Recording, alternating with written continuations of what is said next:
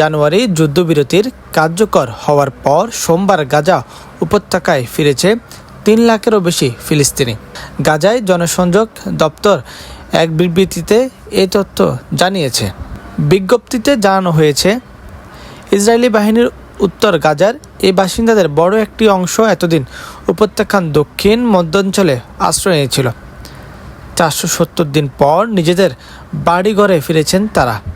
Israeli বাহিনীর বোমায় ধ্বংসস্তূপ পরিণত হওয়ার পর উত্তর গাজায় এখন কোনো বাড়িঘর অক্ষত নেই, কিন্তু তারপরও প্রায় ১৫ মাস পর নিজেদের এলাকায় ফিরতে পেরে উচ্ছ্বাসিত উত্তর গাজার বাসিন্দারা। সোমবার সকাল থেকে নোজারিম করিডোর দিয়ে উত্তর গাজায় আসতে শুরু করেন হাজার হাজার ফিলিস্তিনি। অনেকেই ঘোড়া কিংবা গাদার গাড়িতে নিজেদের মালপত্র নিয়ে আসেন।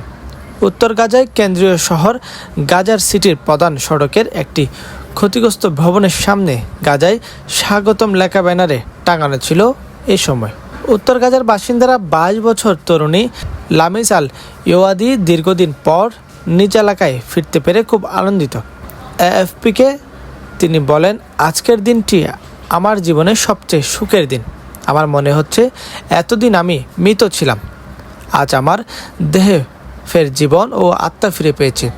চারদিকে ছড়িয়ে ছিটিয়ে থাকা ধ্বংসস্তূপ তাকে হতাশ করতে পারেনি। এএফপিকে লামিস বলেন, আমরা আবার আমাদের ঘরবাড়ি তৈরি করব, এমনকি যদি শুধু বালি আর কাদা দিয়ে তৈরি করতে হয় তবুও। গাজায় হামাসের এক মুখপাত্র এএফপিকে জানিয়েছেন, উত্তর গাজায় ফিরে আসা এই বাড়িঘর হারানো এই ফিলিস্তিনিদের সাময়িক আশ্রয় হিসেবে অন্তত ১,৩৫,০০০ তাঁবু প্রয়োজন।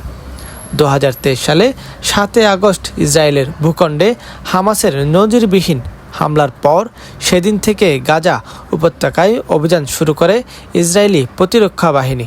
টানা ১৫ মাস ধরে চলা সেই অভিযানে নিহত হয়েছে ৪৭,৩০০ শতাধিক ফিলিস্তিনি, আহত হয়েছেন আরও ১,১২,০০০ জন এবং গাজার বিভিন্ন এলাকা থেকে বাড়িঘর ছেড়ে নিরাপদ আশ্রয় খুঁজতে বাধ্য হয়েছেন লাখ লাখ ফিলিস্তিনি। যুক্তরাষ্ট্র, কাতার এবং মিশরের ব্যাপক ও বিশ্বস্ত কূটনৈতিক তৎপরতার জেরে ১৯ জানুয়ারি থেকে যুদ্ধবিরতি শুরু হয়েছে গাজায়। গাজায় বাস্তুচ্যুত বাসিন্দারাও ফেরা শুরু করেছেন।